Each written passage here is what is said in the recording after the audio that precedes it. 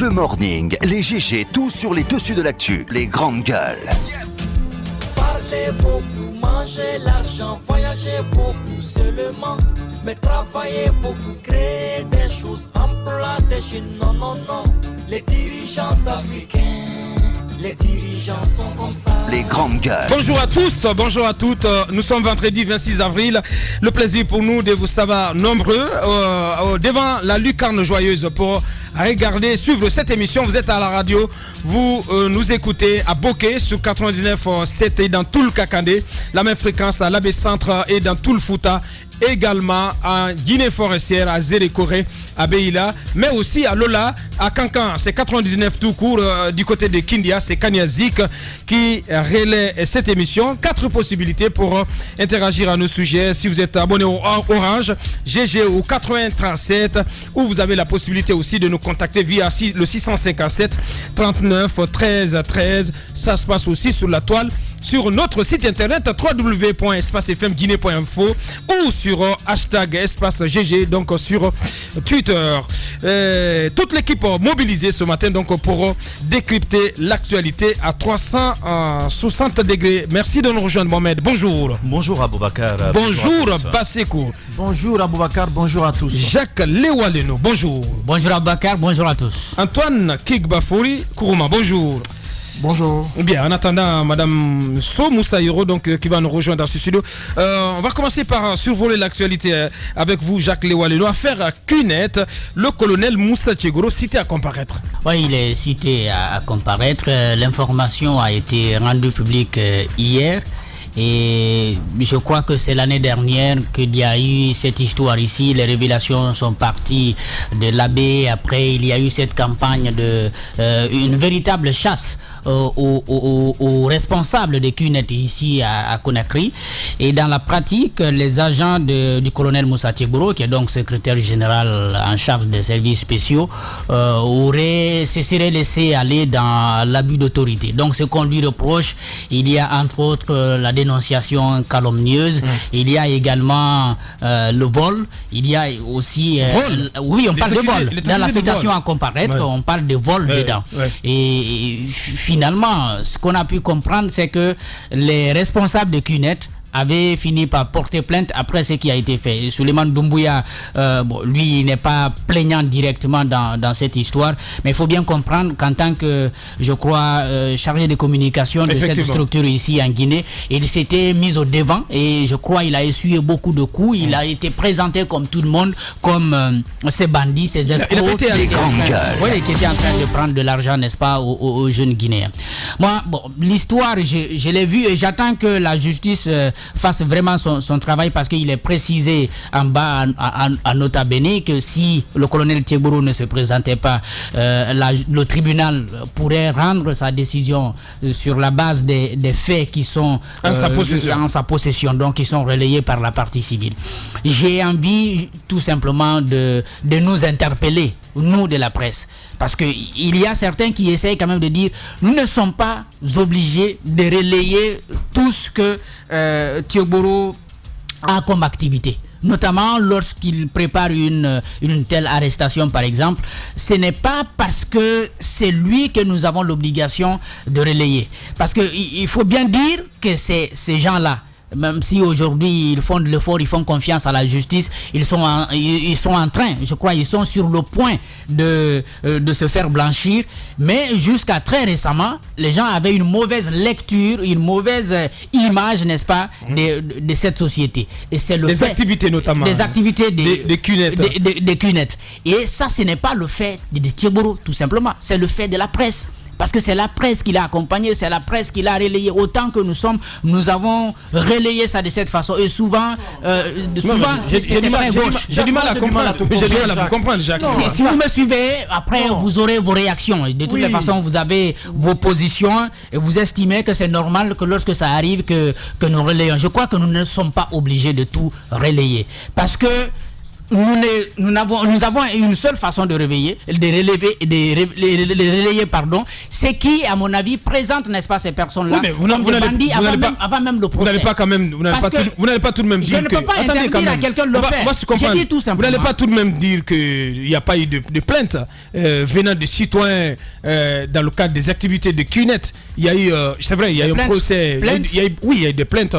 Du côté de l'abbé. Oui, du côté de l'abbé, c'est vrai. Maintenant, ce qui a été fait ici à Conakry, il n'y avait pas eu de plainte. A été blanchi. Mais ce sont des récriminations dont il faut prendre en compte. J'ai dit encore une fois, pour l'abbé, il y avait une plainte, vous l'avez dit. Mais pour ce qui a été fait ici à Conakry, il n'y avait pas de plainte. C'est-à-dire, on est parti d'un fait à l'abbé et puis on a transposé ça ici à Conakry. On est allé dans la généralisation et nous avons suivi. C'est ce que j'ai dit. Lorsqu'il y a un fait, je crois que c'est normal, parce que nous travaillons à partir des faits, c'est normal que la presse puisse le faire. J'ai dit tout simplement, il faut que nous fassions très attention, parce que si nous ne le faisons pas, nous présentons certaines personnes, avant même qu'elles arrivent devant la justice comme des criminels, comme des bandits, comme des escrocs, alors qu'après, ce n'est pas le cas. Je crois que nous pouvons faire très attention. Bien, merci Jacques. Allez-y Antoine. C'est important qu'on fasse attention à tout ce que fait Tchéboro, parce que dans la plupart des cas, le constat qui est fait, c'est qu'il a été débouté dans la plupart des dossiers dans lesquels il est mêlé. Rappelez-vous du cas des farines périmées du côté de Kabelé à l'époque, c'est parti en justice. Le verdict final a été que Tchéboro a été débouté à l'issue de la sentence. Récemment, pour le cas de la viande pourrie, le monsieur a été libéré. Il y a eu beaucoup de cas comme ça pour lesquels Tchéboro généralement va vite en besogne. Et généralement, le constat que je fais, c'est que et la presse et lui souvent découvrent au même moment les faits. Pour le cas des farines périmées, il a fait appel à la presse et on est parti. L'entrepôt a été ouvert devant la presse. Soit qu'il ne fasse une descente préalable afin de se rassurer que les produits pour lesquels il fait appel à la presse ne sont pas dans de bons états. Alors lorsque nous allons et que nous relayons ces informations-là, c'est aussi important de faire la part des choses en apportant de la contradiction dans le cas adverse. Ce que souvent la presse ne fait pas, et j'appelle cela de la communication pour Tchéboro Camara, parce que apparemment nous faisons de la communication pour lui, et généralement ceux qui ne le savent pas pensent que tout ce qu'il fait, mais c'est du bénéfice, tout est bon. Alors que dans la plupart des cas, oui, même s'il faut reconnaître quand même que tout ce qu'il fait n'est pas rejeté, n'est pas acheté à la poubelle quand même. Non, quand même. Vous n'allez pas tout jeter à la poubelle. On ne l'a pas dit. Ce n'est pas ce que j'ai dit. Voilà. Beaucoup de choses que fait Tchéboro sont bien, mais dans la plupart des cas, il va vite en besogne. C'est important que Tchéboro suive la procédure. Avant de faire appel à la presse, c'est important qu'il se rassure que c'est pourquoi il fait appel. Mais c'est fondé. Mais ce que nous constatons généralement, il y a souvent des choses qui ne sont pas nettes. La précipitation. Et il ne va pas jusqu'au bout des enquêtes. Il y a eu le cas Chicha, il y a eu le cas des laits périmés. Il y a eu beaucoup de faits pour lesquels Tchéboro s'est levé. Mais dans la plupart des cas, il ne va pas jusqu'au bout. C'est ce que je déplore. Donc il se plante souvent. Il se plante généralement. C'est important que nous, la presse, nous fassions beaucoup attention lorsque nous allons sur le terrain, qu'on fasse la part des choses. Lorsque nous présentons les faits, c'est important de présenter l'autre face de l'iceberg qui, à mon avis, va équilibrer les choses. Merci à toi.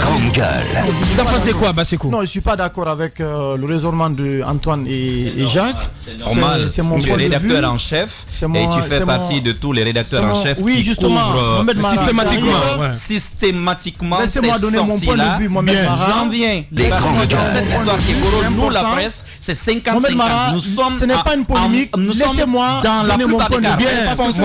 On va s'écouter. On est même complices. Important. Mais qu'est-ce que tu as contre nous ce matin? Tu t'es réveillé, Mohamed, calme-toi. Voilà. C'est nous les médias qui accompagnons ces pantalonnades-là. C'est de la bouffonnerie purement. Allez-y, Basekou. C'est toi qui passes à la tête. On ne peut pas jeter du discrédit sur tout le travail qui est fait par la presse en ce qui concerne. Mohamed Mara, laissez-moi aller au bout de mon raisonnement parce que vous savez très bien que vous n'êtes pas. Allez-y, non. En fait, votre raisonnement. Bien. Je veux dire qu'on ne peut pas jeter du discrédit sur tout le travail qui est fait par la presse en ce qui concerne la couverture médiatique des activités du colonel Moussa Tchéboro Camara. Je reconnais que Moussa Tchéboro se plante souvent dans ses procédures et j'ai même souvent clairement indiqué. Est-ce qu'il ne faut pas prendre un spécialiste, comme on appelle, des procédures pénales pour essayer un peu de voir un peu comment il travaille pour accompagner ces opérations. Ces opérations, parce que si ce n'est pas fait, deux fois, ça devient un peu du m'as-tu vu. Mais ce qu'il faut relayer ici, c'est qu'on ne peut pas reprocher aux journalistes d'avoir accompagné Moussa Keboro dans ses activités. Ce qu'il faut faire, c'est de donner l'information. Si la presse n'était pas là, est-ce qu'on aurait eu la possibilité de comprendre tous ces dérapages? Moi, je pense ce qu'il faut faire. C'est qu'il faut faire. Si la presse décidait aujourd'hui de boycotter toutes les opérations, on ne peut pas boycotter. On ne peut pas comprendre. Ce qu'on a dit. Attendez, quand même, on ne peut pas en comprendre tous les dérapages, tous les errements. C'est pas possible. Nous disons que pour le moment, c'est un peu ce que propose, c'est un peu ce que préconise Jacques. Jacques et moi, nous indexons. La préconisation de Jacques, c'est le genre même. Côté systématiquement. C'est le genre que nous pratiquons dans les dossiers Keboro. Bien. C'est ce que il va terminer. Allez-y. Voilà. Moi, je termine rapidement. Moi, je l'ai dit, quand vous venez et que Moussa Keboro, par exemple, veut présenter des présumés malfrats, des trafiquants de drogue, et que vous soupçonnez qu'il y a comment on appelle, une violation de la procédure, il est de la responsabilité du journaliste de comprendre ce qui s'est passé. Mais cela ne veut pas dire que parce que Moussa Keboro, vous l'accusez, vous le soupçonnez de ne pas respecter les procédures en ce qui concerne l'interpellation de présumés bandits ou bien de présumés malfrats, et bien que vous n'allez pas décider vraiment à chaque média de savoir de savoir faire l'exploitation qu'il faut et de respecter exactement les opérations de Keboro et la déontologie dans le traitement de l'information. Je pense que ça c'est bien réfléchi, bien dit. C'est pas faire. pour rien que tu es rédacteur en chef. Franchement, c'est le choix, il n'est pas tombé du hasard. Franchement, il est réfléchi le garçon. C'est une solidarité malsaine entre deux responsables de rédaction. Non, je suis pas responsable de rédaction quand même. Attends, je peux? Allez-y. Je peux maintenant? Allez-y, mon Je partage totalement l'avis de Jacques.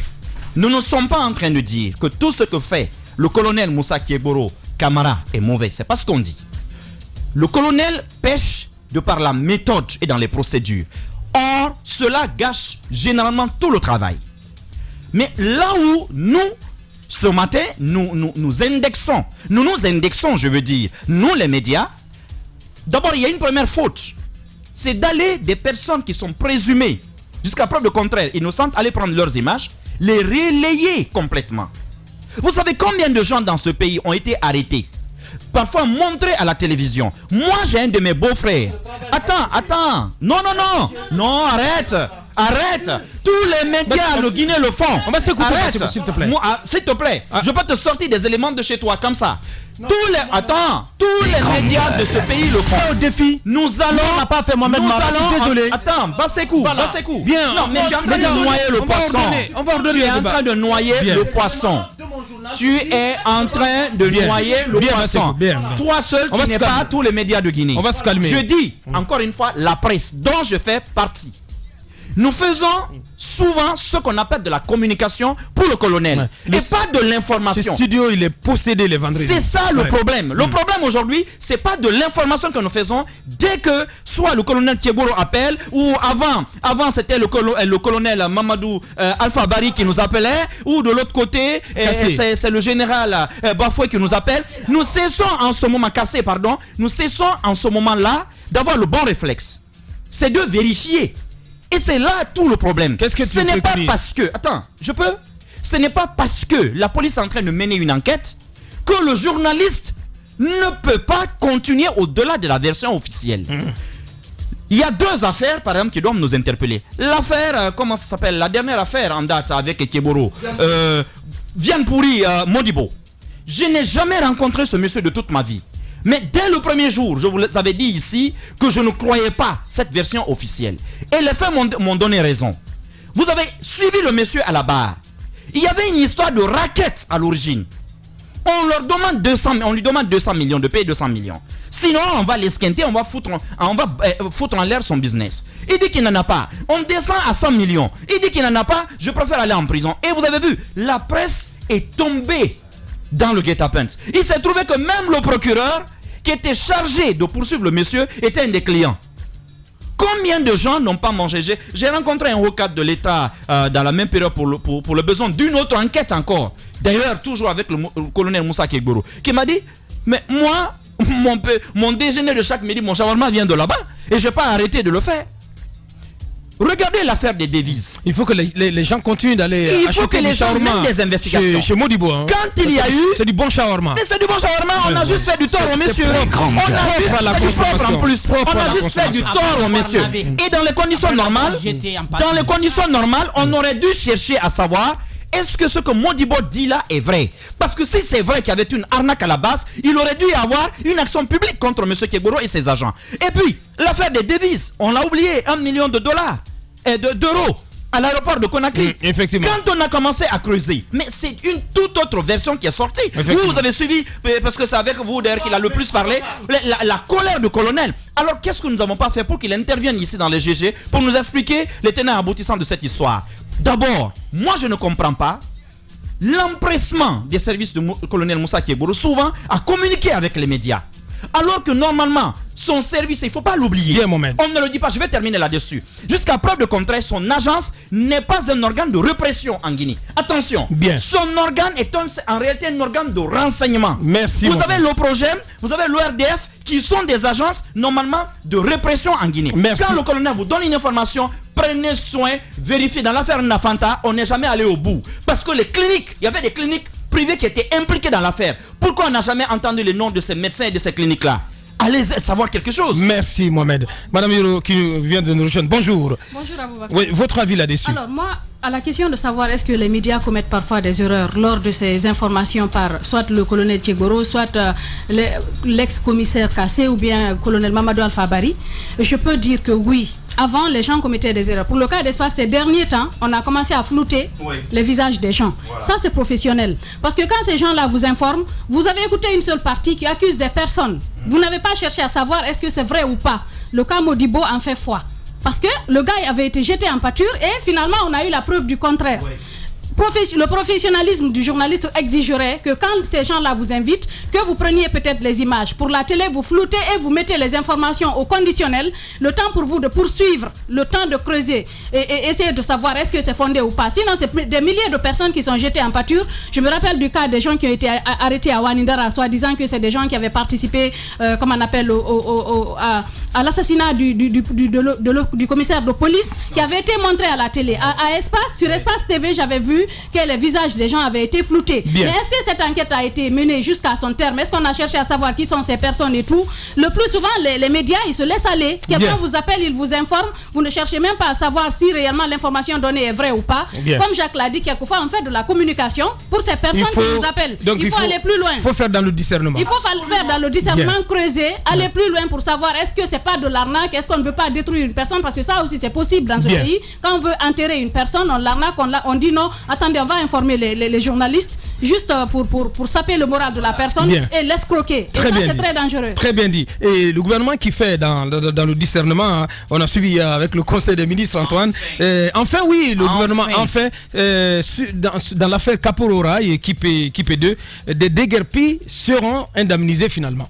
Finalement, au bout de 3 ou 4 mois, après le déguerpissement, ils seront enfin déguerpis, ils seront enfin indemnisés.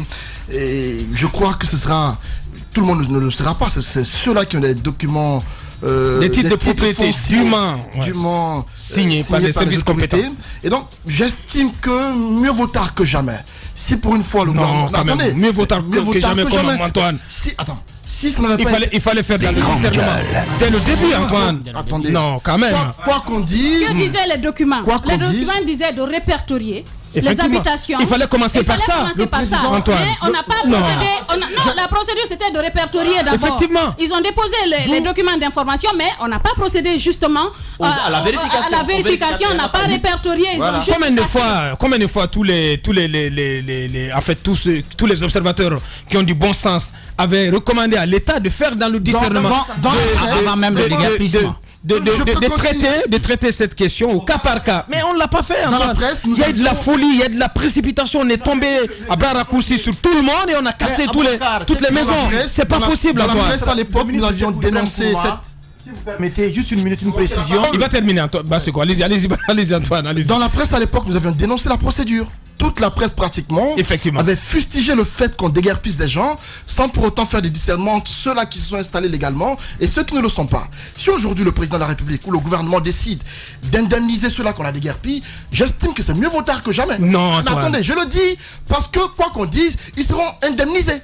Les grandes gueules. À mon avis, ceux-là qui le seront seront Bah, remis. là, il faut attendre de voir. Il faut attendre de voir avant de Si- croire, Antoine. Si c'est le cas, Il y a des dommages ils seront moraux qui ont été remis, causés dans cette ils histoire. seront remis dans Et le là, droit. l'État ne pourrait Cela- pas. Ouais. L'État ne peut Ils pas seront- payer cela. Ils seront C'est que remis. moi Il j'essaie, fallait mais commencer par là. c'est que j'essaie, il n'y a jamais eu d'indemnisation. Mais Ouais. les Jamais. commerçants, le GOA, combien de fois le GOA a sorti des rapports? Tous les commerçants qui ont perdu Avocat, je voulais de toutes leurs fortunes ici, jamais ils n'ont été indemnisés. Attendez, alors que c'est un des points qui figure dans tous les accords politiques qui ont été signés dans ce pays, Antoine. Attendons de savoir l'application de la décision. Ça prise par sera le gouvernement. jamais fait, On Antoine. attend de le savoir. Mais ce qu'il faut dire, ça n'occulte pas. On s'écoute les gars, s'il vous plaît. Allez, Mohamed, s'il te plaît, Mohamed, on va s'écouter. Allez-y. S'il te plaît. Rappelez-vous de la sortie récente des déguerpis de Kaporo qui contestait le rapport fourni par le CNOSC et le CROSC au gouvernement, qui disait que le contenu ne les engageait pas. Les déguerpis l'ont dit parce qu'ils estiment que dans ce rapport-là, le CNOSC demande à ce que les déguerpis, on leur trouve un abri provisoire et qu'on leur trouve de quoi manger. Tout ça, ils disent qu'ils n'en ont pas besoin. Ils ne sont pas des mendiants. De la part d'un État qui les a broyés. Ouais. Justement, et donc, ça veut dire que jusqu'à ce Ils ont raison. jour, Ouais. Dignité qui leur reste. jusqu'à ce jour, des déguerpis dorment à la belle étoile.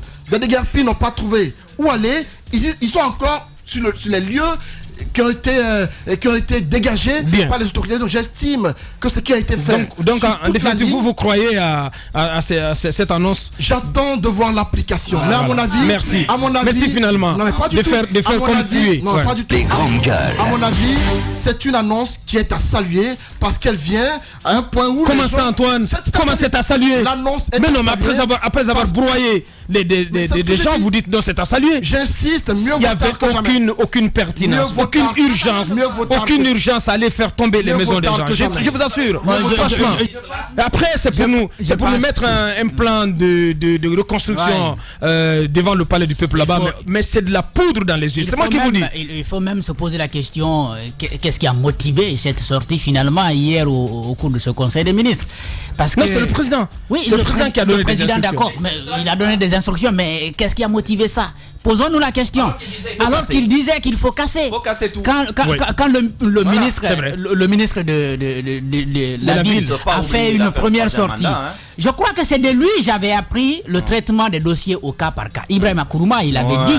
Après, on n'a pas compris. Peut-être pour ceux de Kaporo, on avait estimé que c'est des gens qui avaient été déguerpis en 98, même s'il y avait d'autres qui n'avaient pas été déguerpis. En tout cas, selon les témoignages qu'on a recueillis sur le terrain. Donc, on avait dit il y a certains qui avaient été déguerpis, mais qui sont revenus. Mais pour le cas d'équipe et 2, je crois le ministre lui-même, il était d'accord que ces gens-là n'avaient pas fait l'objet de déguerpissement en 1998.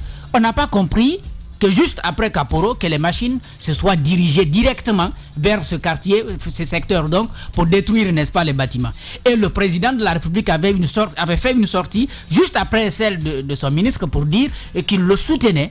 Je crois qu'on a commenté largement ses propos ici Bien. à l'antenne. Donc, hier, il fait cette sortie. Posons-nous la question, pourquoi? Est-ce qu'il n'y a pas une simple volonté peut-être d'amener ces gens-là à croire qu'il y a cet C'est un effet espoir d'annonce. qu'on peut garder? Parce que c'est une annonce comme d'autres que nous avons entendues par le passé. Un paragraphe, Et puis, c'est un paragraphe dans le, un paragraphe dans le grand tome des promesses voilà, présidentielles. Pour moi, c'est juste ça. du Conseil donc des Pour moi, ministres. c'est Donc, juste ça. c'est qu'il faut ajouter, parce qu'il y a l'urgence aujourd'hui. Il y a des gens qui n'ont pas accès au logement, donc qui sont abandonnés sur place. Il y a des enfants qui quittent Symphonia pour certains, d'autres la cimenterie, donc qui n'ont pas pu faire des transferts d'établissements, qui continuent à fréquenter ces établissements qui sont là-bas, donc leurs parents continuent à payer chèrement. Il y en a qui dorment encore dans des mosquées ou dans ces établissements scolaires. Je crois l'urgence aujourd'hui pour l'État, ce n'est pas de dire dans 2 ou 3 mois nous allons vous dédommager. L'urgence, c'est de trouver des logements. À la semaine des 4 c'est de trouver des logements pour ces gens. Je crois qu'il peut le faire. Bon, Mohamed Mara dit il ne peut pas le faire. Je crois que l'État a suffisamment de moyens pour faire face à un problème de ce genre, surtout que c'est lui qui l'a créé. Bien. Allez-y, madame. Ce qu'il faut dire, la réalité est que Mohamed Mara parle de certains qui dorment à la belle étoile. Ça, c'est des gens qui n'ont pas de lieu où aller. Par exemple, à Conakry, ni au village. Ceux qui ont une maison au village sont rentrés au village. Ceux qui ont d'autres concessions à Conakry sont partis là-bas. Ceux qui ont pu être abrités par des parents à Conakry ont pu partir de ce côté. Mais je vais vous citer juste un seul cas d'une famille qui a quitté, par exemple, Kipé 2 pour se retrouver qu'il y avait un immeuble où il y avait une école.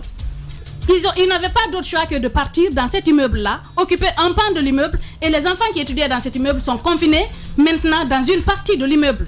Imaginez ce qui s'est passé. L'année prochaine, cette école, le directeur est obligé de trouver une autre école.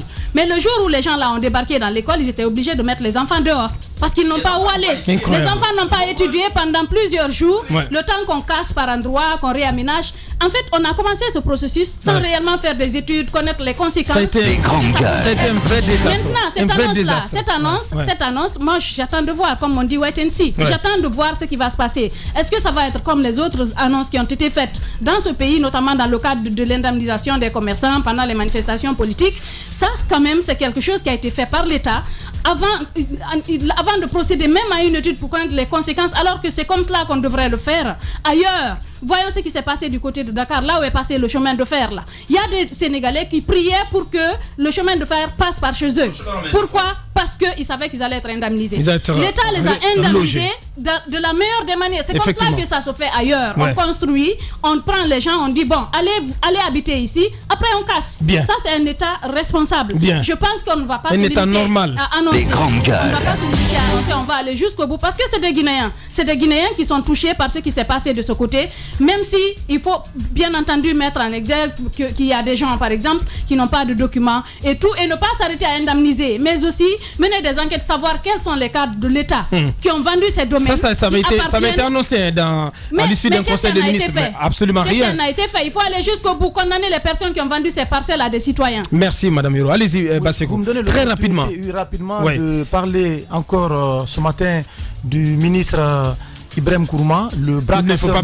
Oui, attendez, s'il vous plaît. Non, attendez. Parce que je ne peux pas comprendre. Oui, je dis et j'insiste. Des termes forts. Oui, je le dis. C'est dans l'acharnement, c'est dans la haine. Je ne peux pas comprendre. Non, pas dans la haine. Les populations se sont installées là-bas. Ceux qui sont venus s'installer avant 1980, avant que le domaine ne soit érigé en réserve foncière de l'État, qu'est-ce qu'on a fait de ces personnes-là? Deuxièmement, il y a des populations qui sont installées, qui ont acquis les titres de propriété de façon légale.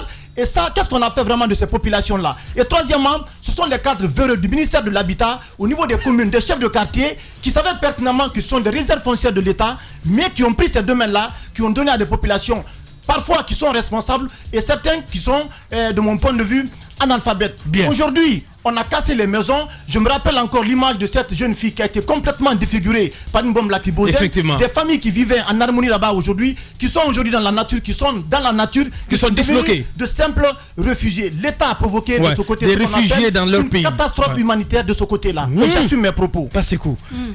C'est quoi? Qu'est-ce que tu as bu ce matin? Oui, bien sûr. Allez-y, Mohamed. Mais non, quand même. C'est même pas de quel pied tu t'es levé ce matin. Allez-y, Mohamed. Entières ont complètement quitté le domaine. Merci, Nous sommes dans un caravansérail. Nous sommes dans un caravansérail. Où absolument. Il va tout gâter. Non, je ne gâte pas. Bon, d'accord, je laisse ce propos, puisque cela vous met mal à l'aise. Mais vous savez, la première conséquence, elle est auprès des imams, notamment du quartier Solo Primo. Demandez-leur, aujourd'hui, le couvre-feu sur leurs enfants, sur les filles, notamment du quartier, c'est quelle heure?